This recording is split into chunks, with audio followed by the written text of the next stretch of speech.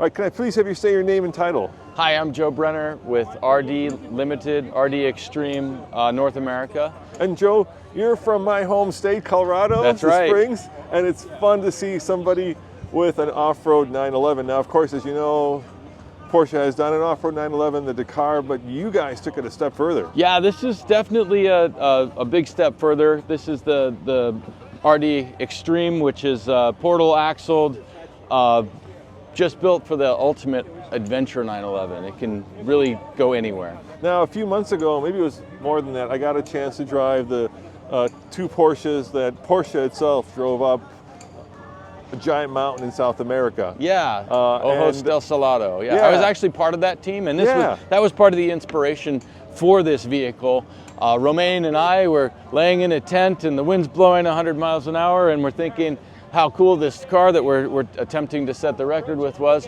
And we thought, well, I don't know, maybe somebody would like to have something similar to that. So that's where we dreamt up this idea that we could produce a car that would have the everyday usability that a Porsche has, have like a stock interior or something comfortable that you could go anywhere in. Now, when you say Romain, you mean Romain Dumas. I do, yeah. And he runs Pike Peak every year. Obviously. He does, He sets some records. He is the king of Pikes Peak, yeah. So let's start with the basics. What's the base vehicle? What's underneath here? The base vehicle is a Porsche 991.2. Okay. So a 2018, 2019 Carrera GTS is what this guy started life as.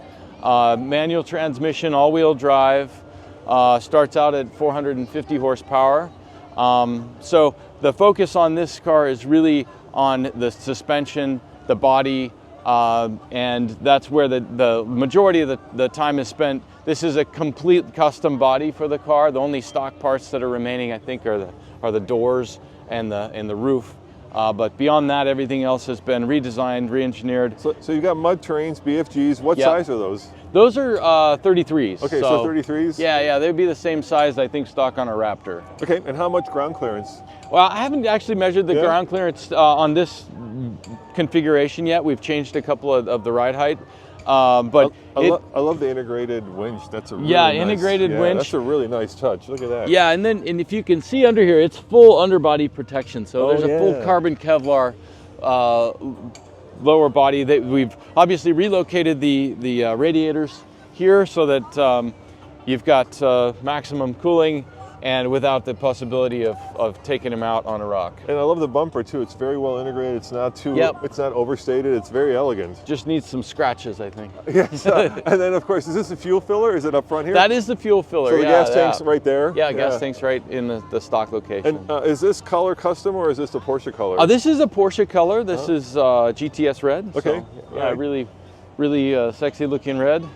All right, and now probably the most extreme thing about it are the portal axles. Yes. So the two cars there was a prototype and then there was the car that went up. Right. It was a Volcano, I think, right? That's right. How far did you go? 22,100 feet. Yeah. Yeah. Was it hard breathing up there? Oh yeah, there's no air. I have a hard time breathing at Pikes Peak, which is 14. Yeah.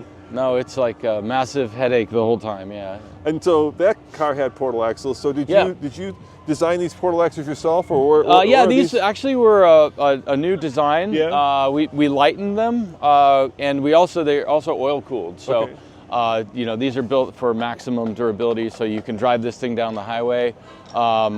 They have a very custom set of semi-helical cut gears to reduce noise. So they're not straight cut gears in there. So they're really, the focus is to actually make this car super usable, that somebody could actually daily drive it or have some crazy adventures in it. Yeah, I mean, the great thing about portal axles is it doesn't change the geometry of the drive shaft and the suspension. Exactly, yeah. We looked at some possibilities of not having portal axles, but the axle droop situation was what really dictated. Now, I noticed you've got a little bit of roll bar in the back, just in case. Yeah, just a half cage for rollover protection, just in case. I think we're the first guys who've got a functional rear luggage compartment in the 911. So you pull the release, and then you can stow your luggage in the back. So cool. So you got rid of the rear seats, and you made a little bit of like a cubby. Yeah. There's a nice little area here where you can place all your luggage. So toolkits, things like this. There's a high-speed impact, and this jack is really spectacular. This this is straight out of like WRC and Dakar. This is going to give you the jack ports here, so you can have the whole side of this car up in no time. So if you buy the car, you get the roof rack and all. Okay, all so it's ready to go. Correct. Yeah. And how about the powertrain? Have you done anything to the powertrain? Yeah, the powertrain is got some improvements on it. We've got improved intercoolers, upgraded turbos, and a plenum. So this car is going to make somewhere in the low 500s, 510 horsepower. Well, if you're rolling on those big mud terrains, you might need a little bit more power. Yeah, I love this more. too. This is really cool how you created this kind of air scoop over the rear fenders. Yep, and this was all done by hand, so this is really special. This is all handcrafted by a team in France that just took a lot of time and a lot of effort went into styling the car to make it look just perfect. It was not done by some computer or anything like that. It was Where really is it impressive. built? It's built in a place called Pole Mécanique in LA, France. So in the south of France. All right, and I have to ask, if I wanted one of these, how much is it going to cost me? Well, you know, right now we're looking at about $525,000. That's not horrible. Yeah, well, I mean, there's a Corvette there that's probably, worth a lot more than that. Yeah. Out of all the cars here, right, the Quail, that's actually affordable.